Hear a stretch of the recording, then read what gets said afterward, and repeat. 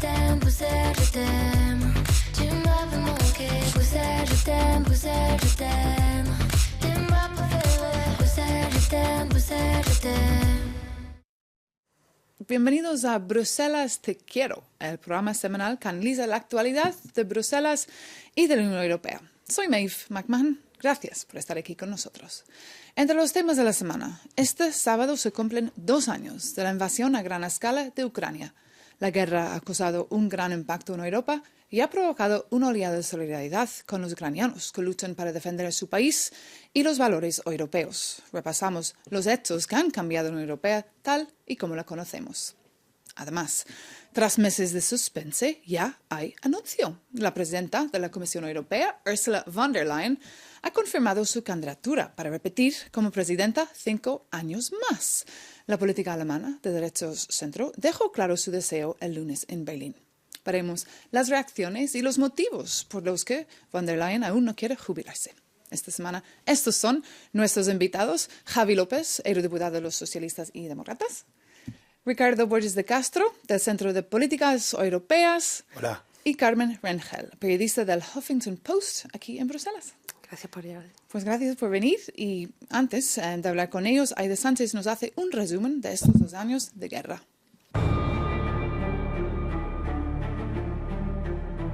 Fue uno de los mayores toques de atención para la Unión Europea.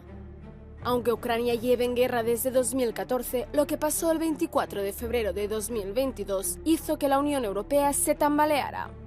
El bloque ha renunciado al gas ruso y ha reanudado su ampliación. Y entre medias ha aprendido a tener que defenderse. 2 años después, mientras ucranianos y rusos pierden la vida en el campo de batalla, analizamos esta nueva Europa y nos preguntamos si estará mejor preparada para la próxima crisis de seguridad. ¿Está de acuerdo que la guerra ha cambiado la Unión Europea tal y como la conocemos, Javi? Sí, sin duda, la verdad. Probablemente la invasión de Ucrania a gran escala haya sido el hecho, el acontecimiento geoestratégico más importante que ha vivido Europa desde la caída del muro de Berlín. Durante los últimos 2 años hemos roto muchos de los tabúes que teníamos.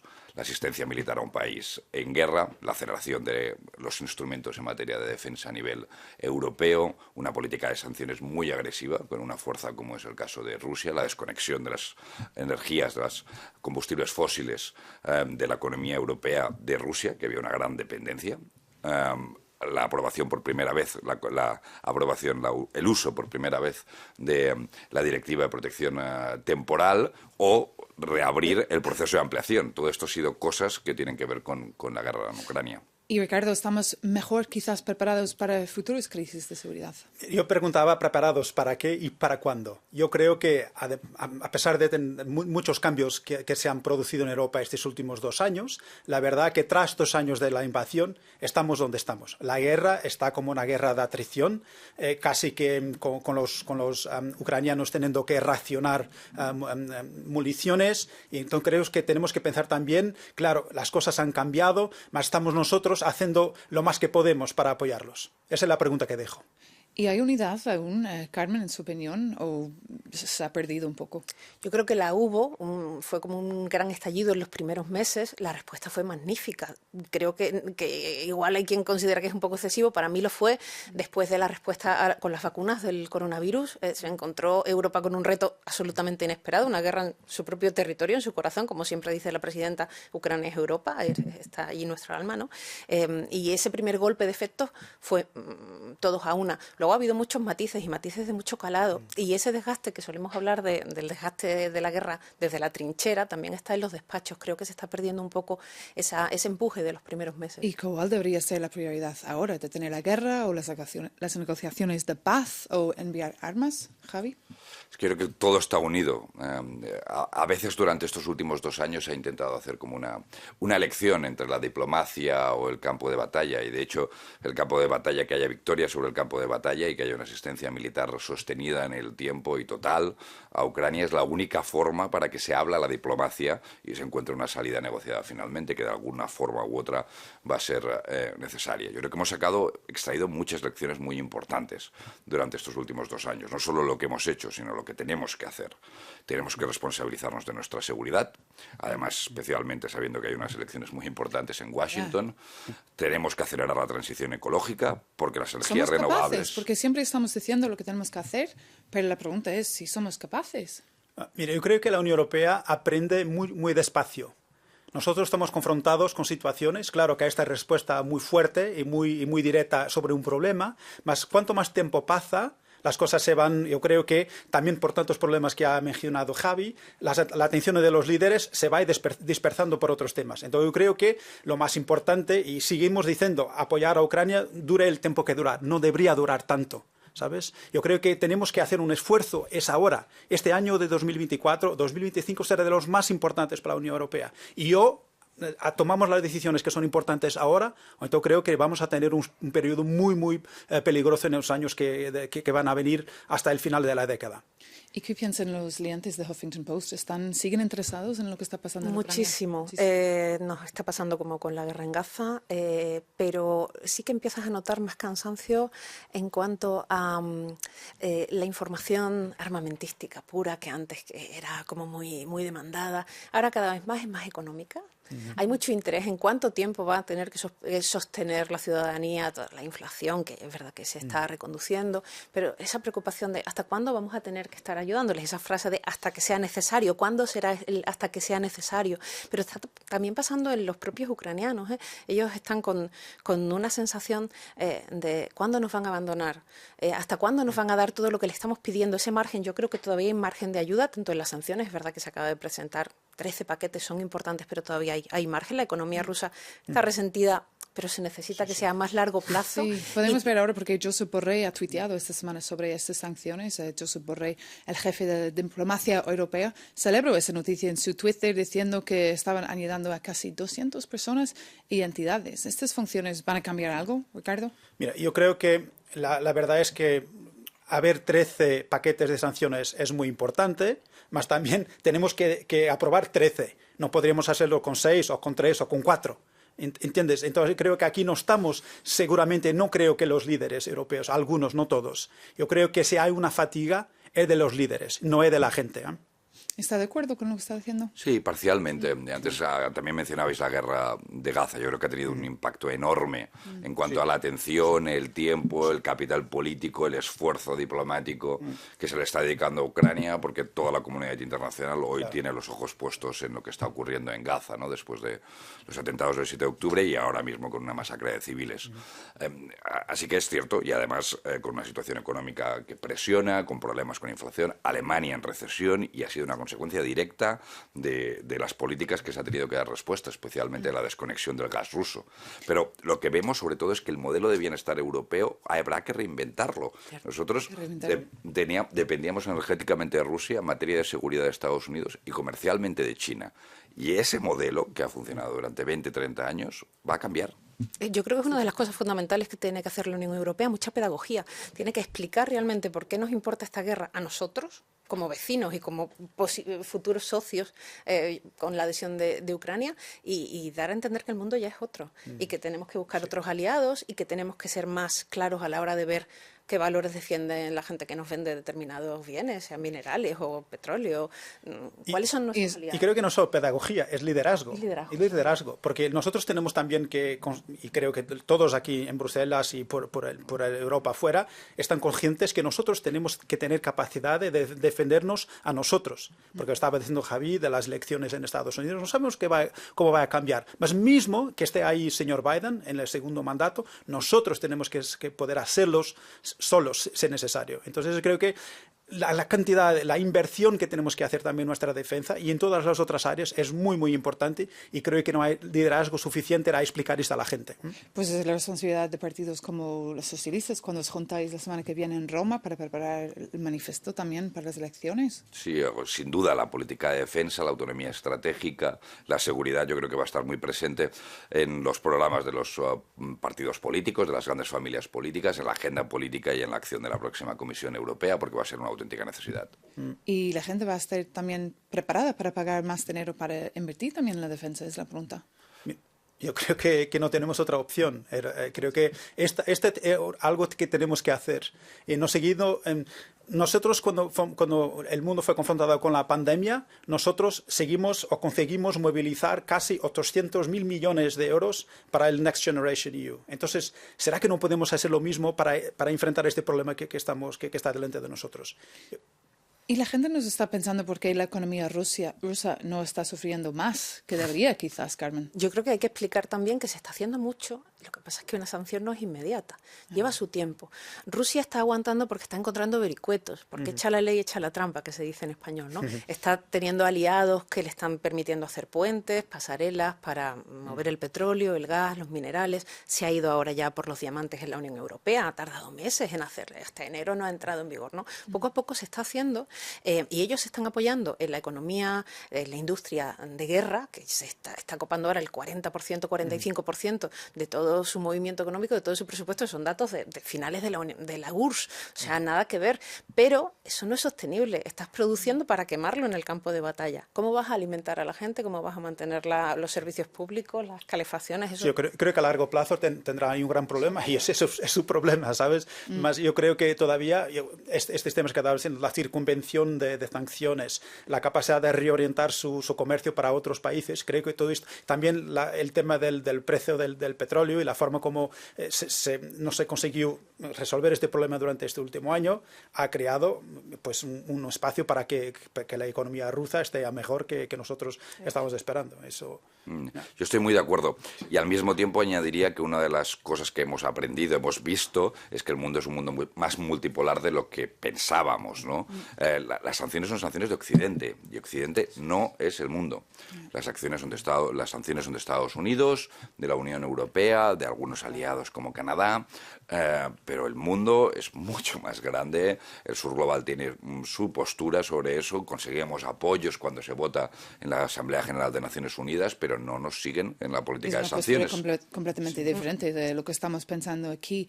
Pero lo que está claro es que la invasión, como he dicho antes, a gran escala de Ucrania también ha alertado a Europa sobre los riesgos de depender demasiado o hacer negocios con ciertos países. Y para saber un poco más cómo ha cambiado la relación de Europa con la energía, hemos hablado con Jaume Lofredo, es un experto de la Organización de Consumidores Europeos. Ahora hay mucha más presión para producir nuestra propia energía en comparación con antes. Y esto es en realidad una buena noticia, porque la independencia energética significa confiar más en las energías renovables. La energía más segura que podemos utilizar es la energía que no utilizamos. Y hemos visto cosas positivas, porque la demanda de bombas de calor o la de paneles solares se disparó. Quiero decir, en cada cena familiar, la gente habla de bombas de calor, de paneles solares, y esto antes no ocurría. Los consumidores seguirán demandando estos productos, a la vez ayudarán y apoyarán la transición energética y al mismo tiempo la industria estará preparada para ofrecerlos. Las palabras de Jaume Lofredo, ¿estáis de acuerdo con lo que está diciendo? ¿Que todas las familias están hablando de estas cosas? Sí, yo diría que sí. Y sin duda, una de las consecuencias directas de la guerra ha sido la aceleración de la transición ecológica y la apuesta por las energías renovables. Hay países como España que hoy las energías renovables ya son más del 50% del mix eléctrico del país, porque se han demostrado no solo limpias y buenas para el medio ambiente, sino para la geopolítica, ¿no? Nos hace más autónomos. ¿Pero por qué hacía falta una crisis así tan grande para cambiar esta relación? Yo creo que vivimos un poco en la inercia, nos va llegando cada recurso, lo tenemos, lo pagamos, lo consumimos, seguimos con nuestra vida y de pronto nos hemos dado cuenta de que nuestra independencia energética no era tal, de que debíamos a un señor autoritario, como poco, pagarle miles de millones por cada cosa que entraba en nuestra casa, según abríamos la espita, y creo que en eso, incluso 2 años después de la guerra, nos falta aún explicar todavía más. Creo que algunos líderes europeos más que otros tendrían que explicar tanta relación con Putin y por qué no se diversificó, ahora se están buscando otros socios, estamos yendo a buscar gas al norte de África, por ejemplo, ¿no? Sí. ¿Pero vamos por el buen camino, en su opinión? Mira, creo que sí, pues ir por las renovables es siempre importante, mas nosotros seguimos comprando muchos combustibles de la Rusia. Nosotros hemos lanzado el EPC su informe de prospectiva estratégica de este año y la verdad es que ponemos un gráfico en que comparamos lo tanto que la Unión Europea ha gastado, los países europeos han gastado en combustibles rusos desde que empezó la guerra, 187 mil millones de euros, y el apoyo que hemos dado a la Ucrania hasta ahora para los próximos años, 138 mil millones. Entonces hay aquí una gran diferencia todavía. ¿Lo sabía? Sí, o sea, son datos reales. También es cierto que durante los últimos 2 años paulatinamente hemos ido gastando menos, ¿no? Sí. Hay que decir que no todo es igual, porque no es lo mismo España que Alemania en cuanto a la dependencia que tenía del gas ruso. Por ejemplo, ¿no?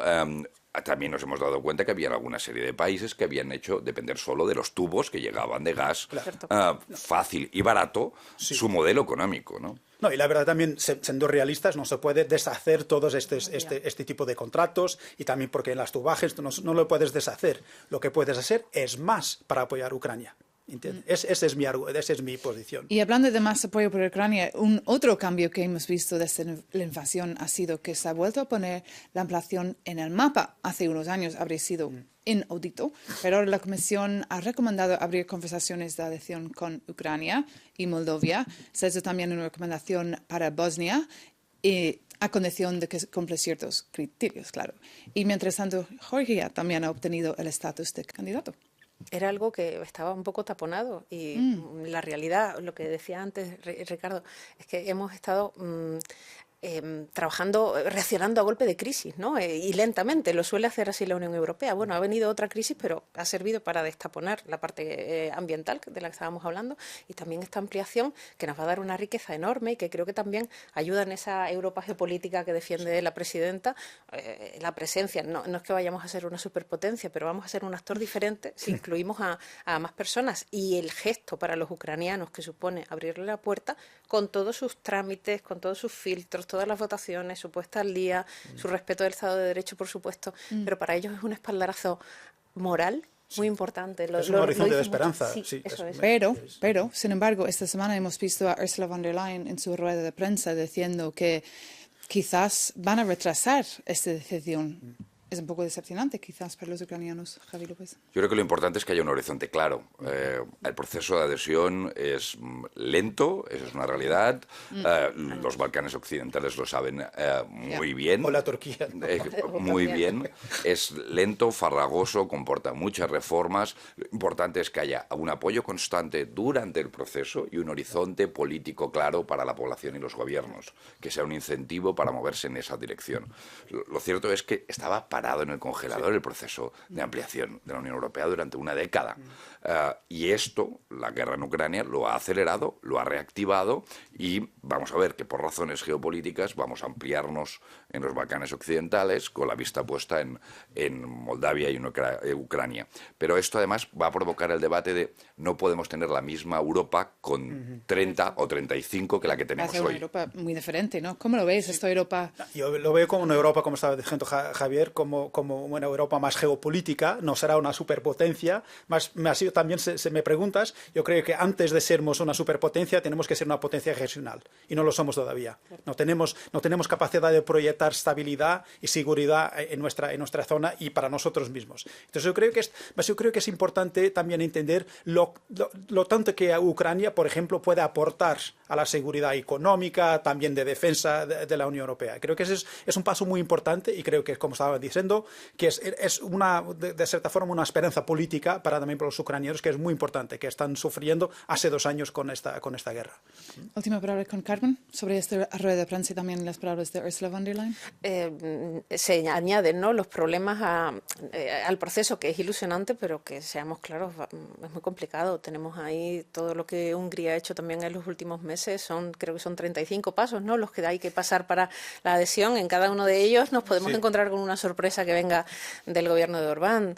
Va a ser complicado, pero creo que si prevalece la apuesta y tenemos todos claro que ese es el camino, que eso no se puede renunciar, porque nuestra seguridad depende de eso también, nuestra seguridad, nuestra riqueza, el campo, lo que puede aportar. Y ahora credibilidad también, ¿no? Sí, porque ya has hecho la apuesta, no puedes dar el paso atrás.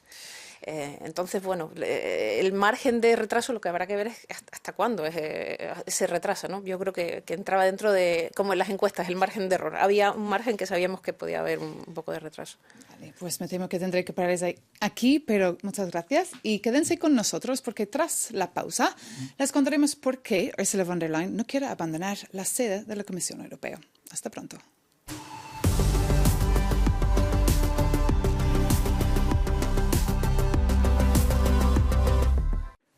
Bienvenido de nuevo a Bruselas Te Quiero. Ahora bien, esta semana ha habido una gran noticia para Bruselas. Ursula von der Leyen quiere presentarse como candidata a la presidencia de la Comisión. Lo anunció el lunes en Berlín en una reunión de su partido. Hoy, 5 años después, tomo una decisión muy consciente y meditada. Quiero presentarme a un segundo mandato. Y estoy muy agradecida a la CDU por presentarme hoy como Spitzenkandidat del PP europeo. Hay muchas posibilidades de que sea la próxima presidenta de la Comisión, pero tendrá que conseguir la mayoría en el Parlamento Europeo y tendrá que convencer a los distintos partidos para que le voten a ella. Así que no es una sorpresa, creo, pero ¿qué piensan ahí en el Parlamento, en los pasillos? Bueno, depende de a quién preguntes, ¿no? Pero lo cierto es que yo creo que se puede hacer un balance positivo, satisfactorio de lo que ha hecho Europa durante los últimos 5 años y también la Comisión Europea, y esa valoración también hace mi familia política. Dicho lo cual, ahora Ursula von der Leyen es una candidata del Partido Popular y el Partido Popular Europeo se encuentra delante de una tesitura estratégica y una decisión pues que va a marcar el futuro de Europa, es que con quién construye mayorías. Y hay una parte importante del Partido Popular Europeo que querría construir esas mayorías con la extrema derecha. No sé si Ursula von der Leyen, pero seguro el líder del Partido Popular Europeo, que es Manfred Weber. Lo hemos visto en las dinámicas en el Parlamento Europeo, en sus declaraciones públicas. De hecho, hasta los populares franceses salieron esta semana reclamando otras alianzas. Esa es la gran pregunta. ¿Cuáles crees que son sus líneas rojas? De ella, sí. Ella ha dicho ayer que no haría acuerdos con aquellos que no apoyan a Ucrania, que son contra la democracia. Entonces creo que, a ver, yo con las líneas rojas de los políticos tenemos todos que ver cómo va evolucionando, ¿no? Yo creo que es como estaba diciendo, esto no es una sorpresa. Creo que después de 5 años de bombera en jefa de la Unión Europea, la señora von der Leyen, creo que les habría un gusto amargo si no seguiría en un segundo mandato. Así que no me sorprende que lo ha hecho. Claro, porque su mandato ha estado marcado por el Brexit, la pandemia, la guerra, la crisis energética. ¿Ha sido un poco la bombera de Europa? Ha sido bastante complicado. Hay quien dice que ha sido la legislatura más complicada y que además son todo cosas muy sorprendentes, que no te puedes preparar. La agenda era el medio ambiente, la agenda era, autonomía estratégica en cierta medida, las reformas internas, los tratados, cosas que igual no se han podido abordar porque hemos tenido una pandemia y una guerra y nadie puede abordar eso. Y nos están esperando, ¿sabes? Que va a venir tampoco en el futuro. Cualquier cosa es una caja de sorpresas que te puede estallar. A la propia von der Leyen hace unos meses con la guerra de Gaza. Ya tenía otra polémica. Y podemos escuchar ahora otras opiniones también de otros eurodiputados como el lituano Andrius Kubilius del Partido Popular Europeo y el austriaco Thomas Waits de los Verdes. Bueno, ella estuvo al frente. Lideró de forma moral, emocional y personal la respuesta de la Unión Europea, que fue inesperadamente fuerte y eficaz, diría yo.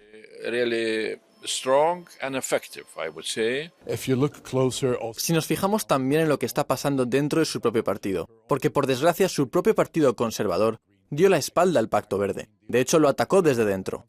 Y desgraciadamente, parte de los conservadores han decidido invertir en la cooperación con la extrema derecha.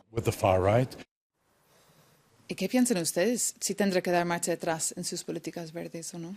Ella estaba matizando ya en los últimos meses, sabía que había cosas que no iban a poder avanzar y estaba poniendo algún parche. Pero es cierto que es un poco un verso suelto para algunas cosas, se acerca a partidos un poco más centristas o más progresistas, con España en particular, por ejemplo, pues su relación es buena. Esas líneas rojas de las que hablábamos antes, al presidente de los populares europeos no se las hemos escuchado con tantísima claridad. Entonces, ¿qué debate habrá interno? ¿Habrá más personalismo, más ideología, más cábalas? Nos quedan unos meses interesantes. Bueno, será muy importante ver qué es lo que dice ahora como candidata del Partido Popular, porque no la conocemos como candidata del Partido Popular Europeo, la conocemos como presidenta de la Comisión, que era otro rol y bajo otra lógica. Y hace falta ver lo que dice y también lo que proyecta para el siguiente mandato. El Pacto Verde Europeo también se entiende, y solo se entiende probablemente con el acuerdo que hubo con los socialistas y con Frans Timmermans como vicepresidente. Y es curioso, porque estuve pasando unos días con su partido y ha cambiado unas ideas sobre Ucrania también. Porque claro, tiene los agricultores que no son contentos en toda Europa también. Sí, ahí otra vez volvemos a la cuestión del liderazgo. Tendrá que explicar a la gente que las políticas europeas, algunas, van a tener costes. Y ¿estamos preparados o no para asumir estos costes o para tratar y encontrar soluciones para ellos? Porque nosotros sabemos que lo que no va a cambiar es el cambio climático. Eso tenemos que seguir resolviéndolo. Pero es imposible, ¿no? Como político, decir la verdad a la gente. Ser tan honesto. Hay que hacerlo, porque además la verdad siempre acaba emergiendo. Ese es un poco el problema, especialmente con el cambio climático. No puedes negociar con la verdad, ni con el cambio climático. Va a aparecer allí. Y Europa es cierto que no estaba muy acostumbrada, probablemente, tampoco en nuestra opinión pública, a asumir costes por decisiones estratégicas. Y digerir esos costes. Las potencias probablemente estén más acostumbradas a hacer eso. Y vamos a tener que hacer con el cambio climático, lo vamos a tener que hacer con las consecuencias de Ucrania y la invasión de Ucrania, y vamos a tener que estar más acostumbrados a tener acontecimientos inesperados que cambian nuestra política. Pero yo creo que sobre una base también muy clara de el respeto al Estado de Derecho, de las garantías y los valores fundacionales de esta Unión, que se están poniendo en riesgo fundamental las elecciones que tenemos en nada, y ver cómo crecen esos partidos extremos, populistas, de ultraderecha, antisistema. Si ella se planta seriamente, ella y su partido, como decía Javier, ¿qué tipo de campaña va a hacer? ¿Va a hablar en su nombre o en el nombre de su partido? Va a ser muy difícil, pero las mayorías son las que son. Si los datos de las encuestas salen como salen, la pérdida que van a tener los liberales, los socialistas, incluso el propio Partido Popular Europeo, las sumas tienen que... Lo seguiremos como centrales. A ver, Ricardo, yo diría que sobre el tema de los agricultores, también sería importante entender que los cambios climáticos será mejor si son aliados y no contra ellos. Entonces creo que también hay que hablar con los agricultores, hay que entender también cuáles son sus preocupaciones, porque nosotros todos tenemos preocupaciones sobre las soluciones políticas de dadas cuestiones. Entonces creo que hacer el cambio climático, lo que tiene que hacer también con los agricultores, eso será mejor seguramente. De hecho, la extrema derecha, el Partido Popular Europeo gobierna la extrema derecha ya en varias capitales importantes. Después del último ciclo electoral, en Finlandia, en Suecia, en Italia, en España, en las comunidades autónomas. Así que también esa es una dinámica que ha sucedido durante este mandato, especialmente la segunda mitad de este mandato, y se va a encontrar ante el espejo no solo ella, sino su partido, de qué tipo de alianzas quiere hacer en Europa. Muy interesante todo, pero este es todo el tiempo que tenemos para este tema, pero gracias a nuestros invitados por sus palabras y gracias a ustedes por vernos. Nos vemos muy pronto. Gracias.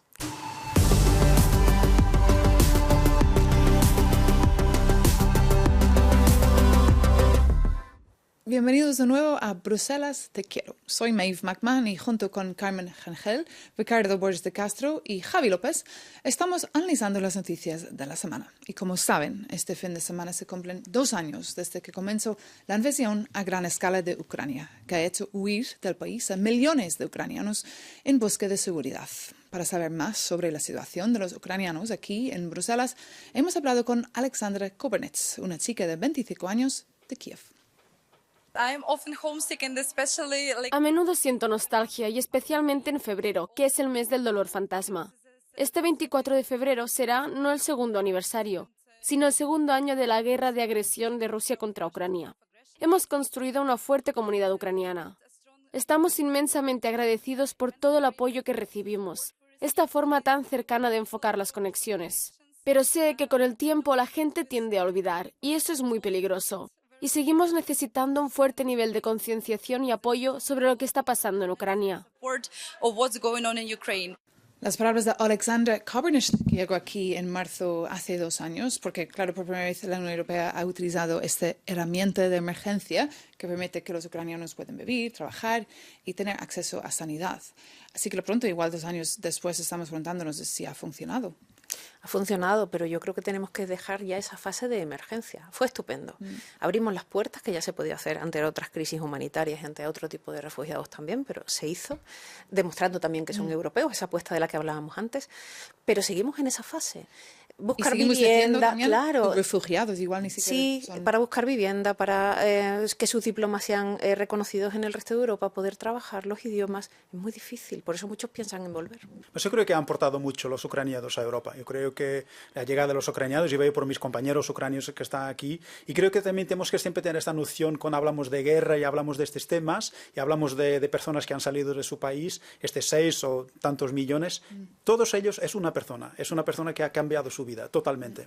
Entonces creo que es importante tener también la noción de lo que ha aportado, y creo que en este tema todo dependerá también como la evolución de la guerra, porque si la guerra se empeora, como dice igual Carmen, más gente va a seguir volver, otra aunque vez. su país sigue en Exacto, guerra. exacto. Sí, lo cierto es que le llamamos refugiados porque son refugiados, en el sentido de, aunque muchos tengan una vida integrada en nuestro mercado laboral y en nuestra sociedad, están aquí porque ha estallado una guerra en su país y tienen un estatus de acogida, y bien está que así sea.